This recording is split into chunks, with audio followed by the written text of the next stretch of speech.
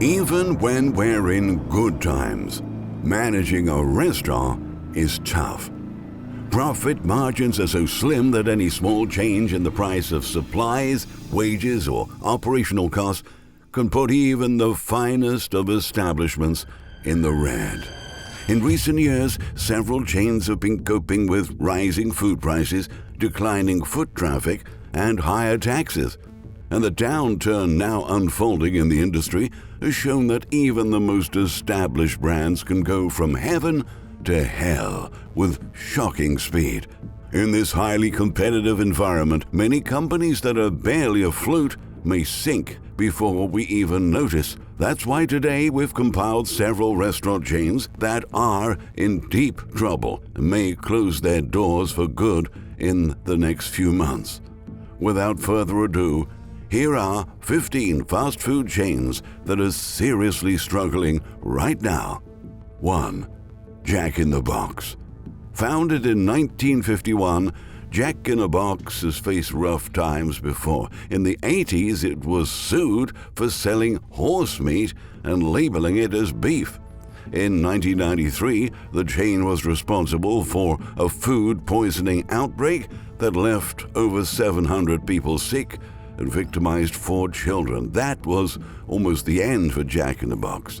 But in the early 2000s, it managed to regain the confidence of American consumers and consolidate itself as one of the most famous burger chains in the country. In recent years, however, Jack in the Box has been struggling with the soaring cost of meat, increased competition from higher-end chains like Shake Shack, and changing consumer trends. The company is actually on a bankruptcy watch list right now, and it has been considered by Moody's as one of the 10 biggest restaurant chains facing the highest risk of going under during the recession. 2. Papa John's. The popular pizza chain is crumbling down, and its former CEO is leading the fall. John Schnatter, the founder and former CEO of Papa John's, has made the headlines in recent years for the worst possible reasons. Schnatter had the unfortunate habit of publicly commenting about non-pizza-related issues, and after sharing some controversial remarks about NFL players, the board of the company forced him to step down as CEO, but Schnatter still owned 31% of the chain's stock, meaning that he still has a chairman. Things got exponentially worse after he used a racial slur on a conference call. Schnatter resigned as chairman, but immediately turned around and started planning to take back control of Papa John's. The board lawyered up and tried to force Schnatter to sign a contract to keep him from coming back to his former position. It then came out that Schnatter ignored or even encouraged a hostile and toxic corporate culture, including several allegations of harassment. The damage to the company's reputation resulted in some major losses. It was replaced by Pizza Hut in its most lucrative gig as the official pizza place of the NFL. It had to spend millions to save suffering franchisees and clean up its image, which is still tracking down its stock, and it doesn't look like things are getting any better. Schnatter is not backing down on his attempts to buy back the company and is publicly criticizing the current leadership every chance he gets. As long as this ugly public feud keeps going, Papa John's is in danger of disappearing from the market. 3. Buffalo Wild Wings. Now, there are many reasons why Buffalo Wild Wings is struggling. Although the chain seems to have all the elements of a successful restaurant, such as fun foods, sports, and cozy spots to hang out with friends, profitability has been an issue for years. That's led shareholders to pressure the company into selling underperforming locations to franchisees. But when a chicken wing shortage and higher prices hit the market, some of the chain's problems were out of its control. Increased menu prices drove sales even lower at a time when rivals like McDonald's and KFC kept selling wings at cheaper prices. Recent consumer complaints about the declining quality of its products have only added to the company's woes. The restaurant is in the middle of a downturn, and if it fails to address its issues soon, Buffalo Wild Wings will likely fall in distress in the next few months. 4. Krispy Kreme. Donuts can be bought in thousands of chains, bakeries, convenience, and grocery stores across the country, but still, Krispy Kreme has established itself as the go-to donut shop for millions of Americans. A round of store shutdowns in 2022 eliminated dozens of underperforming locations and allowed the company to save on costs at a time when financial results were disappointing. Even though that helped in the short term, CEO Michael J. Tattersfield recently announced that layoffs are coming as the chain plans to save on labor costs by increasing automation in its stores to reduce its debt, which suggests that Krispy Kreme's financial problems are not going away. 5. Red Lobster. Fast casual seafood options are not easy to find and, unfortunately, may become even harder to come by as Red Lobster faces growing challenges to recover its financial stability. Problems caused by lower supplies and steady demand, as well as rising labor and operational costs, are disrupting the all-you-can-eat popcorn shrimp empire in the worst possible way. Last year, it predicted a loss of $10.4 million, but it ended up losing $15.3 million in a single quarter.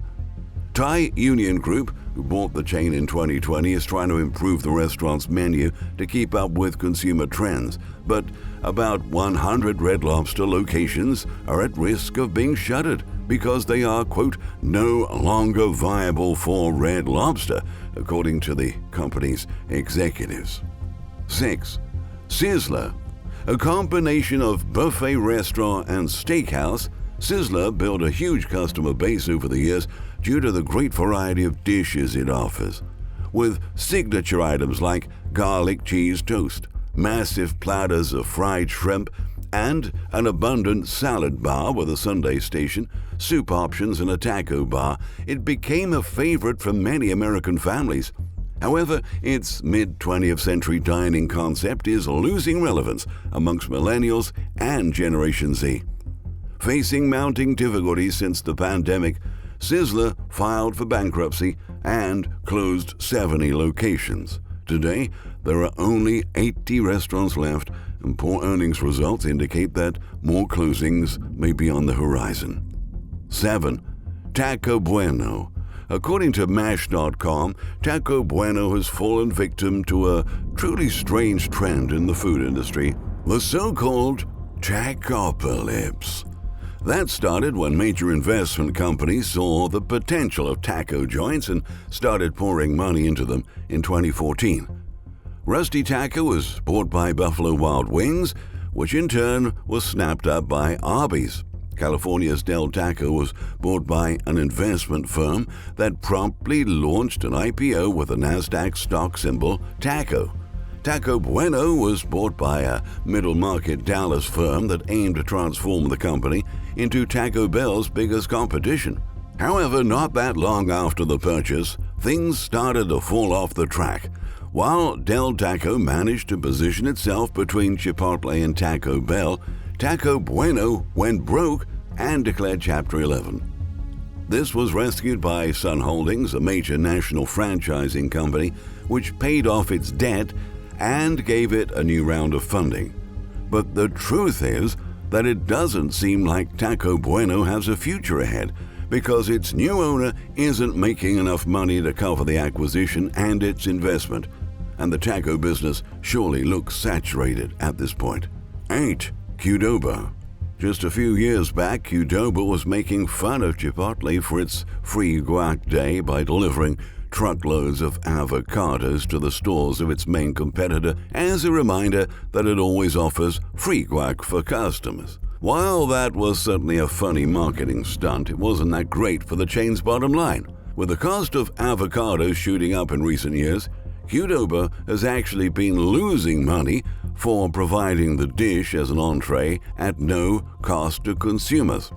At a moment when other rival chains are growing and taking a bigger share of the market, the Mexican restaurant is seeing demand cooling down. In fact, for the past 4 quarters, sales volumes have either declined or flatlined in many locations, leading executives to worry about profitability.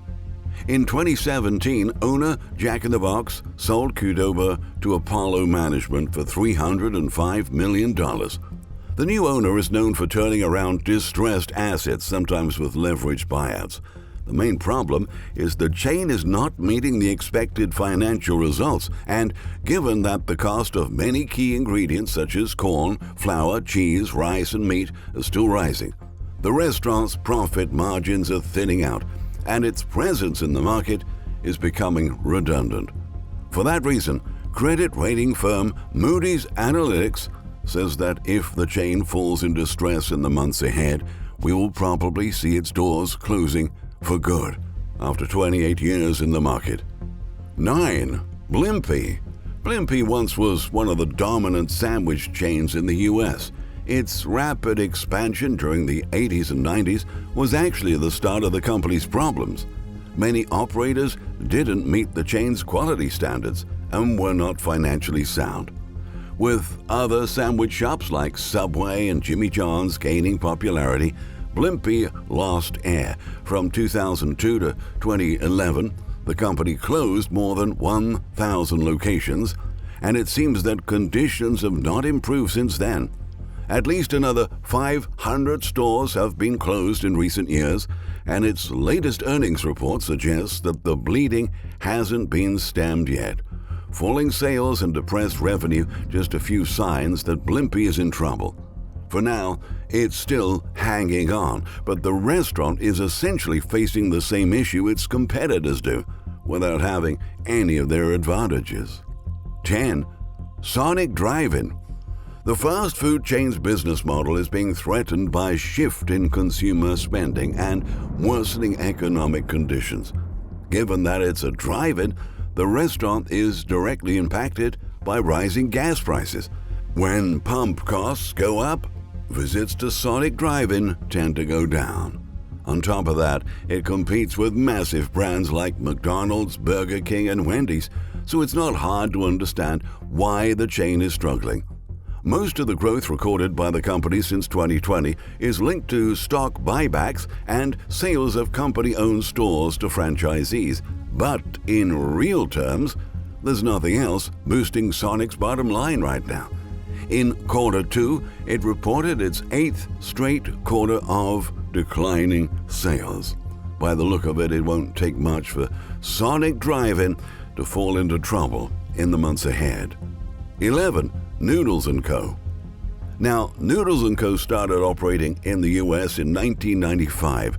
The restaurant spent almost 2 decades investing in expansion and growth before going public in 2013. That's also when problems started to emerge. Since 2015, store closings have become far more frequent, and its stock value has plunged. The business is facing challenges in adapting to changing consumer habits, and declining visits are barely keeping the chain's head above the water. Wall Street points to plummeting profits as the main reason why Noodles & Co. is stagnating and potentially at risk of bankruptcy. In an industry flooded with giants, the chain will either be swallowed or completely crushed by stronger forces. 12. Quiznos. Quiznos' anti-franchisee policies are leading the sandwich chain to its ruin.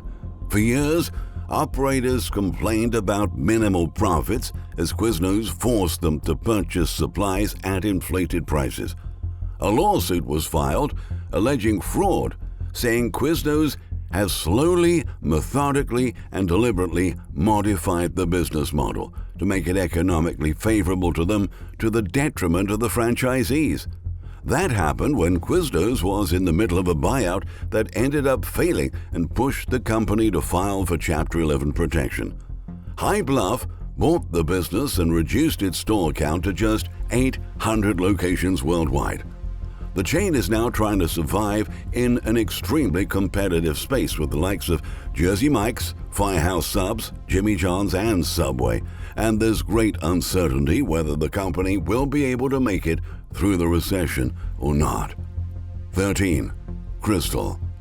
Crystal has been selling burgers in 10 states across the Deep South, including Alabama, Arkansas, and Louisiana, since 1932. With about 300 stores, the chain is competing against titans like McDonald's and Burger King, which operate thousands of locations.